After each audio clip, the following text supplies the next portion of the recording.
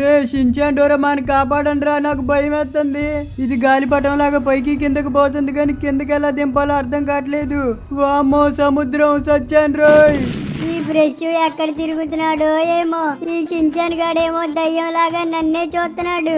ఇప్పుడు గాని బ్రష్ కిందకి రాలేదంటే ఈ నన్ను పైకి పంపిస్తాడు. బ్రష్ లాగే ఉన్నాడు. సత్యాన్ బో అది పక్షి. రే షించాన్ ఏంట్రా బ్యాట్ తీసుకొచ్చావు?